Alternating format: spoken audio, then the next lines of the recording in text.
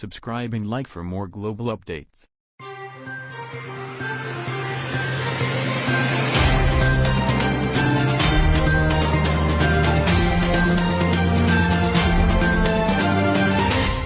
Russia has threatened World War III if its foe Ukraine is granted membership into NATO, a Russian Security Council official was quoted as saying on Thursday. Kyiv is well aware that such a step would mean a guaranteed escalation to World War III, TASS quoted Alexander Venediktov, the Deputy Secretary of Russia's Security Council, as saying.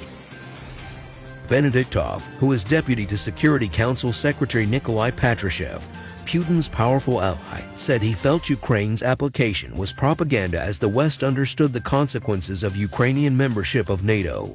Apparently, that's what they are counting on, to create informational noise and draw attention to themselves once again, Venediktov said.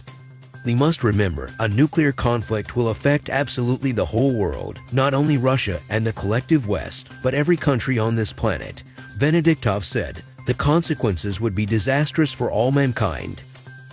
The warning comes after Ukrainian President Volodymyr Zelensky announced a surprise bid for fast-track membership of NATO on September 30th. Just hours earlier, Russian President Vladimir Putin had formally proclaimed the annexation of up to 18% of Ukraine. However, Ukraine's membership bid was seen as largely symbolic, since full membership would require consent from all 30 NATO members, and ongoing territorial disputes are an obstacle for countries to join the alliance. President Vladimir Putin has repeatedly threatened to unleash his massive nuclear arsenal as he rails against the United States for driving NATO's eastward expansion. However, the expansion is most often driven by Russia's neighbors, fearful of Russian domination and the repression and corruption that comes with it. NATO's courting of ex-Soviet republics Ukraine and Georgia, countries the Kremlin regards as part of its own sphere of influence, has inflamed the Kremlin and led them to declaring the country's accession as red lines. Putin on September 21st warned the West he was not bluffing when he said he would be ready to use nuclear weapons to defend Russian territory after announcing his intentions to snatch Ukrainian sovereign land. U.S. President Joe Biden has said the world faces the biggest risk of nuclear Armageddon since the 1962 Cuban Missile Crisis. NATO is due to hold an annual nuclear preparedness exercise dubbed Steadfast Noon next week. Russia and the United States are by far the biggest nuclear powers, controlling about 90% of the world's nuclear warheads. The current situation is something akin to a powder keg, as NATO countries walk the line of refusing to allow Russia to veto any country's membership. No third country has a say in such deliberations, while at the same time avoiding a scenario that would lead to open war with the authoritarian state on its eastern flank. NATO's open door policy is based on Article 10 of its founding treaty, the military alliance writes on its website.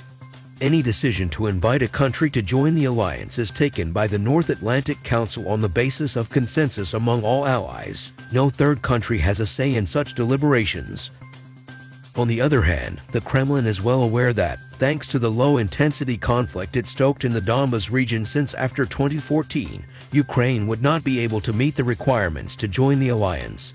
Thus, NATO's support for Ukraine and desire to see Russia defeated is more about defending this principle than it is about admitting Ukraine into the alliance.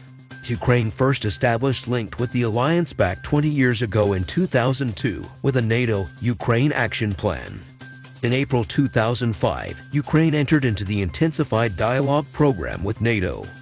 In 2008, it submitted an official letter of application for a membership action plan. That same year, then NATO Secretary General Jopta Hook-Sheffer declared in a press conference that Ukraine, together with Georgia, would someday join NATO, but neither would begin membership action plans. At the same summit, Putin, in his last international speech before switching jobs with Medvedev, listed his grievances with NATO and called Ukrainian membership a direct threat to his country. Within Ukraine itself, the desire to join NATO swung back and forth depending on the government in power. It was the overthrow of the Yanukovych government which prompted Putin to step in and foment unrest in the country's east. This chain of events led French President Emmanuel Macron to declare that NATO member France would not respond with a nuclear weapon, even if Russia uses one against Ukraine. Mr. Macron said French nuclear doctrine only allows the weapons to be used in the case of a direct threat to the country or its fundamental interest.